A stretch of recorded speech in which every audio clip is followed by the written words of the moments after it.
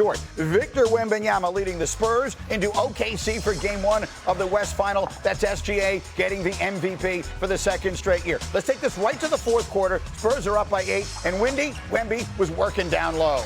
Look at how he's able to find every angle. They're all over him. That's great defense. Spurs a 10-point lead. They have an advantage, but chipping away. Here come the Thunder. SGA plus the foul. Free throw no good. OKC down by 5. 3.5 to go. Thunder down by 3. Monica, how about Alex Caruso's night? I thought that he was going to be the hero until we got into that the first overtime period, really. But defensively, he was all over the place. He hit big shots. You see one there. He was really making life a little challenging for Victor Wembanyama down the stretch. Caruso with 31. Then it's Champagnie popping the cork. Spurs take a 2-point lead. Oh, greedy! We got 20 seconds to go. This thing is insane. Hey, look at this move, Wilbon. Come on.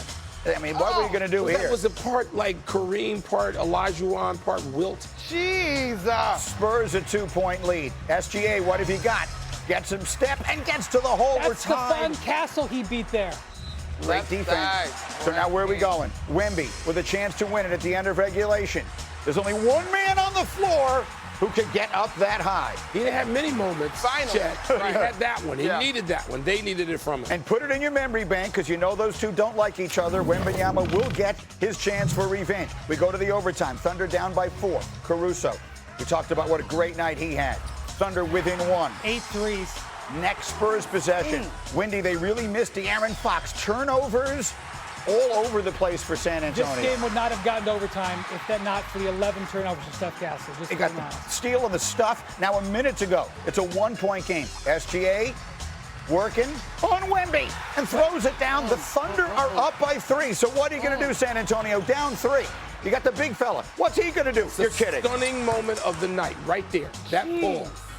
It strangely made sense because it's a 2-for-1. It's actually a smart play. We go to double overtime off the Steph 3 from Wembanyama, tied at 108. In the OT, Wemby, revenge. Throwing it down hard, Spurs up a deuce. How did he have more energy? He was barely getting up the court, and he had more energy than everybody else. Man, of all the things that were so impressive tonight, you're right, Wendy. That second overtime performance, I should say. That was Dylan Harper. Now here's Jalen Williams. The Thunder getting within 1 as this was back and forth. Next Thunder possession. Remember, we talked about Wemby getting a shot blocked by Chet. Not there. Not now. And look at him talking right in his face. And I can speak French, so I think I know what he said. 30 seconds to go. It's a 4-point game. Wemby off the alley-oop. Game of his life. Victor Wembanyama, 41 points, 24 rebounds, and 3 blocks. The last of which came here with 22 seconds to play. Get it out of there. Sacre bleu. The Spurs steal Game 1. Wembanyama with a performance for the ages. Someone texted me it looked like Wilt, and that someone was Michael Wilbon, who texted me last night during the game. Wembanyama, one of the genuinely great performances that you will ever see. He becomes the youngest player in playoff history with a 40-20 game, breaking a 56-year-old record previously held by Kareem Abdul-Jabbar. Wemby outperforming the MVP SGA last night. SGA had 24 points on 23 shots. And after the game, Wemby was talking about, among other things, losing out on that award. Pretty natural response for a competitor to see another competitor get something that he wants, whether it's the MVP trophy or whatever it might be. Just curious if that was in your mind at all, knowing that Shea had got that award and you were in the top 3 for it, and did any part of tonight feel personal? Some of your facial expressions kind of look like you were really, really going for it. Yeah, for sure. Everything you just said. I still got a lot to learn. And I want to get that trophy, many times in my career.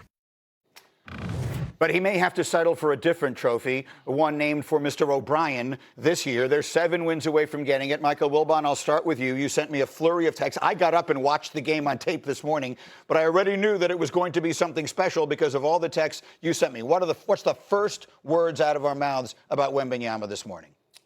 It was historic, the performance. It was the human drama of athletic competition.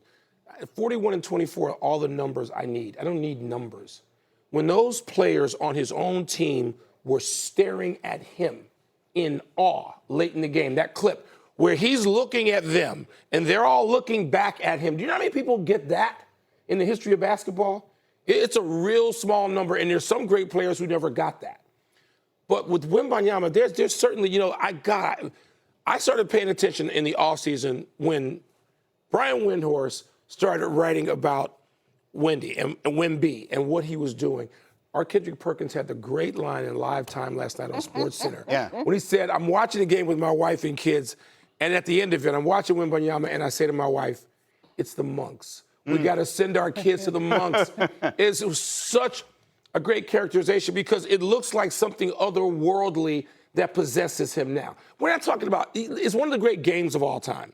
But the performance, I'm looking at it, and when I'm texting you, it reminds me of things I'd seen in my life, sitting at ringside watching a young Mike Tyson, sitting, standing and watching behind the ropes and watching a young Tiger Woods. It reminds me of that, where everyone is in awe of everything he's doing, including the opposition. They don't want to tell you that. And it's happened, with Bird and Magic and Jordan and Kobe and Shaq and the great players, LeBron, of course. It's happened, but this dude is 22 and he's doing this. Yep. And there's a certain, you tell me if I'm wrong, because you know him so much better. There's a certain pettiness that has to go into it, which I love, which he dislikes. The great players have an active dislike for other teams and other people. And earlier in their lives, before they became best friends, Bird and Magic had it for each other. Oh, yeah. And they would have it across 3,000 miles. They'd look at the box score and say to you, if you're in the locker room, what did Bird do last night? Because they hated each other. They love each other. But Wemby, is that too much? No, he stays petty all the time. Love it. In the moment, Love he's it. petty. I have a rule where I never, ever overreact to game one, no matter what happens. But I'm really, really trying to stay disciplined in that because I'm not sure how you're beating him 4 out of 7. And I mean, going forward. And this game, Shai Gilgeous-Alexander, they made it clear they're going to just swarm him. It's going to be a real difficulty for the Thunder to overcome that. I'm not sure what the game plan I thought they did a good job on him last night. I know that the stats are crazy. I'm not sure they can do that much better on him. I'm not sure how you take him 4 out of 7. And at this point, 4 out of 6. That's I right. just don't know. A little bit of luck, or a lot of bit of luck has to be involved. I think for me, I come away from that game literally double overtime. I'm like, I gotta go to bed, we gotta wake up in the morning. I'm exhausted. I can only imagine what those players feel. And so, do you wonder about the body blows that both teams are having to absorb? It's not just a Wemby thing, but there are so many times in that course of that game where he hits the ground or you see the extra bodies. There was one play in particular in the third quarter where he's ping-ponging off of Thunder defenders, but ultimately ends up at the free throw line. And to Perk's point, as we take a look at this play, this is what Wendy is talking about in terms of the Thunder doing a decent job. We're going to be physical. We're going to send a second line of help. He gets knocked down on this play, but then he keeps playing. I think there was an offensive rebound and ends up at the free throw line. So the poise that he showed, and we talked about the ejection in the Minnesota series. Yeah. I don't know where that fits in his arc, but the ability to expect and anticipate a next level of contact and perform at the highest level, it's just, I'm out of words Can I just say that when he went to the Monks, it wasn't a weekend? Yeah. He did it for 2 weeks. Yeah. Getting up at 4 a.m. every day. How long's a playoff series? About 2 weeks. It's obviously physical, but this is going to be a mental toughness challenge. But he was preparing for the mental toughness. And when in the second overtime last night, he never played more minutes in his life, ever. Yeah. But he didn't just have the physical ability, he had the mental ability too. Wembanyama last night but basically it felt like he never came off the floor. He played almost 49 minutes in the action last night. And you talk about the monks and you talk about the elbow ejection. Every hero, every Avenger has an origin story, right? And all of this, it feels like we are seeing the origin story develop. And the question remains, is he ready to do it 7 more times right now? I think all of us would agree. There's no one watching this that wouldn't agree that if he stays healthy, if God willing, that kid stays healthy and has a full trajectory of a career, he's going to be special. He's going to be one that we talk about with the all-time greats. But from a more immediate perspective, do you think they're ready to do this against the champs 3 more times, as Wendy just said, in the next 2 weeks? I'm going to steal this. I agree with him completely. Game one, all my life, old coaches would tell us when we were young sports writers doing this stuff, stop, don't get carried away with game one. How do you not get carried away? What is it Oklahoma City's going to do differently or not differently, better?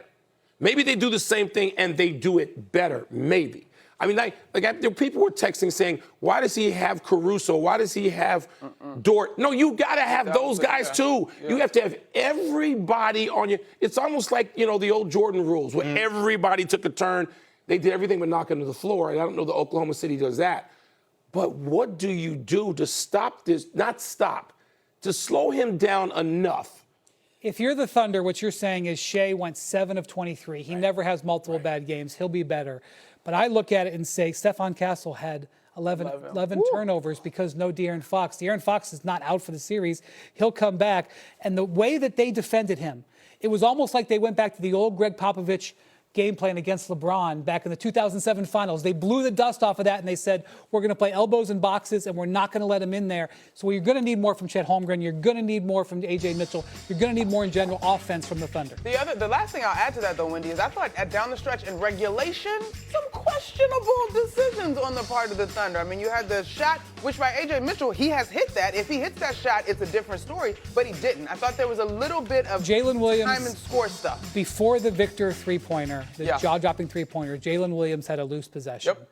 And I hate to say it comes down to that, but if you're going to beat the Spurs and you're going to beat Wemby, you may not be able to get away with that. So another thing, just very quickly, you talk about SJ not having back-to-back games. He's the MVP, he deserves it. He's an unbelievable player. Very quietly, because it hasn't really mattered, because they haven't been tested at all, he really hasn't had a great postseason. They haven't needed him to. J.J. Redick Now they're going brought to. out this double-team heavy defense. Mitch Johnson, no doubt, studied that game plan and then added to it. Because the Lakers don't have Wembanyama there as a second line of defense, the Spurs are equipped to run what the Lakers were doing at a higher level, and that's essentially what they did. It feels to me like the answer to the question, how do you beat him 4 out of 6, is the best player in the league, which is what